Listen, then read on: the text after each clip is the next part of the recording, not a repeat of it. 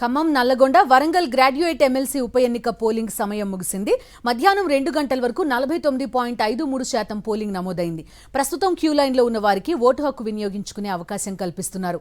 ఖమ్మం, నల్లగొండ, సూర్యాపేట జిల్లాల్లో పోలింగ్ కేంద్రాల వద్ద ఓటర్లు బార్లు తీరారు. ఇక ఈ ఉప ఎన్నిక బరిలో 52 మంది అభ్యర్థులున్నారు. నల్లగొండ జిల్లా నార్కెట్పల్లిలో స్వల్ప ఉద్రిక్తత నెలకొంది. ఓ పార్టీ కార్యకర్తలు ఓటర్లకు డబ్బులు పంచుతున్నారన్న సమాచారంతో అక్కడకు వెళ్లిన స్వతంత్ర అభ్యర్థి అశోక్ ఆందోళనకు దిగారు. 2 వర్గాల మధ్య వాగ్వాదం చోటు చేసుకుంది. స్వతంత్ర అభ్యర్థి అశోక్ పోలీసులకు ఫిర్యాదు చేశారు. స్వతంత్ర అభ్యర్థి అశోక్ పోలీసులు గన్మెన్ ని కేటాయించారు. మహబూబాబాద్ ఎమ్మెల్సీ పోలింగ్ కేంద్రం సమీపంలో ఈ ఘర్షణ జరిగింది. ఓటర్లను ప్రసన్నం చేసుకుంటున్న పార్టీ నాయకుల మధ్య స్వల్ప ఘర్షణ చోటు చేసుకుంది. నల్లగొండ జిల్లా ఎన్జీ కాలేజ్లో అధికారులు నిర్లక్ష్యంగా వ్యవహరించారు. వికలాంగులు ఓటేసేందుకు కనీస సౌకర్యాలు లేని పరిస్థితి. ఇబ్బంది పడుతూనే వికలాంగులు ఓటు హక్కును వినియోగించుకున్నారు.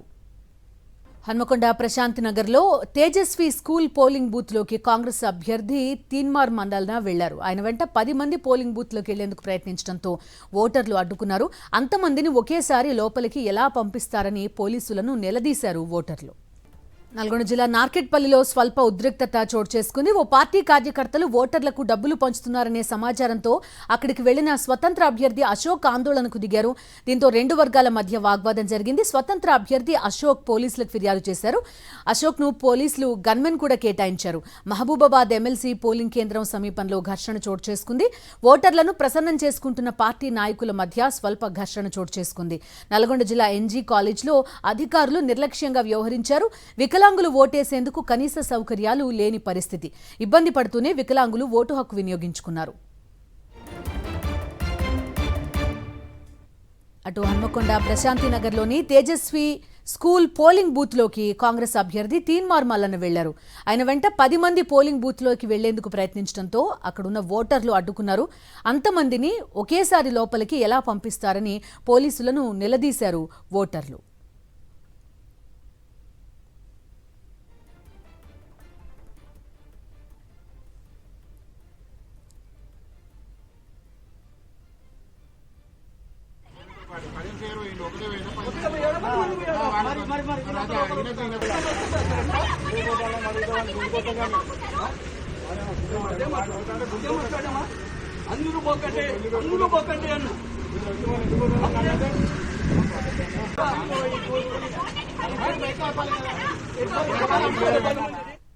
ఎమ్మెల్సీ ఎన్నికల పోలింగ్ కి సంబంధించి పూర్తి డీటెయిల్స్ అందిస్తారు మా కరెస్పాండెంట్ శ్రీధర్. మనతో పాటు వరంగల్ నుంచి జాయిన్ అవుతున్నారు.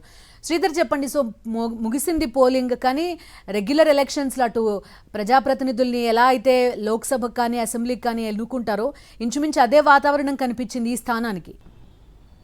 బిందు, వరంగల్, నల్గొండ, ఖమ్మం జిల్లా సంబంధించిన పట్టభద్రుల ఎమ్మెల్సీ స్థానానికి పోలింగ్ ప్రక్రియ కొద్దిసేపటికి సమయం ముగిసింది. దాదాపు 4 గంటల సమయంలో కొంతమంది అవుటర్స్ వచ్చినప్పటికి కూడా ఓటర్స్ని ఎవరు కూడా లోపలికి అనుమతి ఇవ్వట్లేదు. కేవలం పోలింగ్ కేంద్రంలో ఉన్న వారిని మాత్రమే అనుమతిస్తున్నారు. ఇప్పటికే దాదాపు ఉమ్మడి వరంగల్ జిల్లాలోని 7 నియోజకవర్గ పరిధిలో 1,73,400 మంది 16 మంది ఓటర్స్ ఉంటే ఇప్పటికే 50%గా 2 గంటల సమయంలో అయిపోయింది. దాదాపు 65 to 70 అయ్యే అవకాశం ఉంది. ఎందుకంటే ఈ వాతావరణం కూడా 2 గంటల సమయం తర్వాత చల్లబడంతో ఓటింగ్ శాతం కూడా పెరిగే అవకాశం ఉంది. ఎక్కడ ఉమ్మడి వరంగల్ జిల్లా ప్రాంతంలోనే ఒక మహబూబాద్ మినహా మహబూబాద్ అదేవిధంగా హన్మకొండలో కొంచెం చెదురుముదురుగా కొంచెం ఘర్షణ వాతావరణం నెలకొంది. ఎందుకంటే అభ్యర్థులు వచ్చి ఆ పోలింగ్ బూత్లోకి వచ్చి ప్రచారం చేస్తున్నారు, పోలింగ్ కేంద్రాలకు వచ్చి ప్రచారం చేస్తున్నారంటూ కొంత మిగతా అభ్యర్థులు వాళ్ళను అడ్డుపడే ప్రయత్నం చేశారు. అయినప్పటికీ కూడా ఎక్కడ కూడా ఘర్షణ వాతావరణం లేదు. పోలీసు శాఖ కూడా చాలా సమన్వయంతో చేసిందని చెప్పొచ్చు. ఇప్పుడు మనం వరంగల్ కేంద్రంలో ఉన్నాం.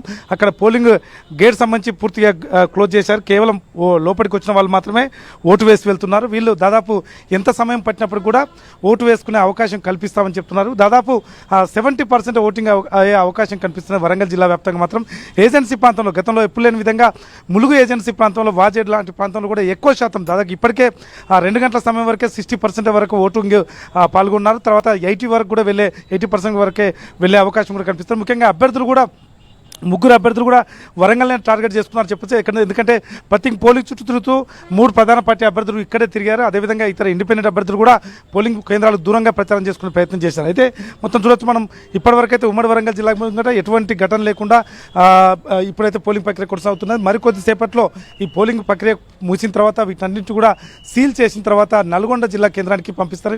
ఎందుకంటే అక్కడ జూన్ 5వ తేదీన నల్గొండ కేంద్రంలో మాత్రమే ఈ లెక్కింపు జరుగుతుంది. ఇప్పటివరకైతే వరంగల్లో ప్రశాంతంగా కొనసాగిందని చెప్పొచ్చు. దాదాపు ఉదయం పూట కూడా ఎక్కువ బార్లు తీరారు. ఆ తర్వాత మధ్యాహ్నం వేళ కూడా కొంత చల్లబడంతో ఎక్కువనే పోలింగ్ వచ్చే అవకాశం ఉంది. మరైనప్పటికీ కూడా ఇంత నెగ్లిజెన్స్లో మాత్రం కనిపిస్తుంది. ఎందుకంటే పట్టభద్రుల్లో గతంలో 2015 కానీ 2021లో చాలా చెల్లని ఓట్లు 21,000 ఒకసారి 20,000 ఓట్లు చెల్లని ఓట్లు పడ్డాయి. ఇంత పట్టభద్రులు అయినప్పటికీ కూడా దాని మీద ఒక నాలెడ్జ్ లేకుండా సీరియల్స్ ప్రకారం వేయకపోవడం వల్ల చెల్లని ఓట్లు అయితే ఈసారి మాత్రం రాజకీయ పార్టీలు అదేవిధంగా అధికారులు కూడా కొద్దిగా అలర్ట్ చేసే ప్రయత్నం చేశారు.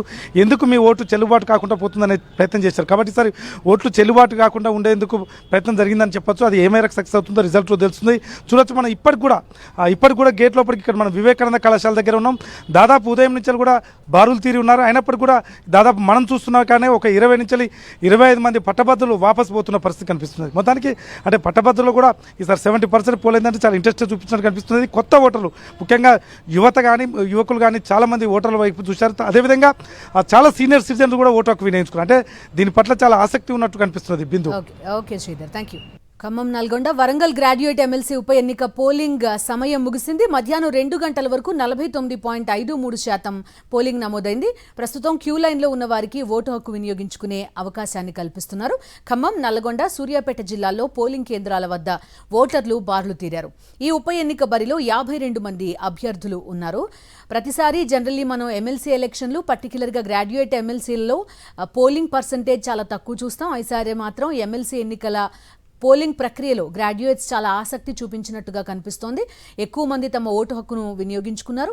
అదేవిధంగా ఈసారి చెల్లని ఓట్ల నంబర్ కూడా చాలా తక్కువగా ఉండే అవకాశం ఉన్నట్టుగా కూడా చెప్తున్నారు. సో సరైన అవగాహన కల్పించడం, కొంతవరకు వీళ్ళని చైతన్యవంతం చేయడంతో గ్రాడ్యుయేట్స్ కూడా పెద్ద సంఖ్యలో వచ్చి ఓటు హక్కును ఈ ఉప ఎన్నికలో వినియోగించుకున్నట్టుగా తెలుస్తోంది. నల్గొండ జిల్లా నార్కెట్పల్లిలో స్వల్ప ఉద్రిక్తత. ఒక పార్టీ కార్యకర్తలు ఓటర్లకు డబ్బులు పంచుతున్నారనే సమాచారంతో స్వతంత్ర అభ్యర్థి అశోక్ అక్కడికి వెళ్లారు. ఆయన ఆందోళన చేశారు. 2 వర్గాల మధ్య వాగ్వాదం జరిగింది. స్వతంత్ర అభ్యర్థి అశోక్ పోలీసులకు ఫిర్యాదు చేశారు. అశోక్ పోలీసులు గన్మెన్ని కూడా కేటాయించారు. మహబూబాబాద్ ఎమ్మెల్సీ పోలింగ్ కేంద్రం సమీపంలో ఘర్షణ జరిగింది. ఓటర్లను ప్రసన్నం చేసుకుంటున్న పార్టీ నాయకుల మధ్య ఘర్షణ చోటు చేసుకుంది. నల్గొండ జిల్లా ఎన్జీ కాలేజ్లో అధికారులు నిర్లక్ష్యంగా వ్యవహరించారు.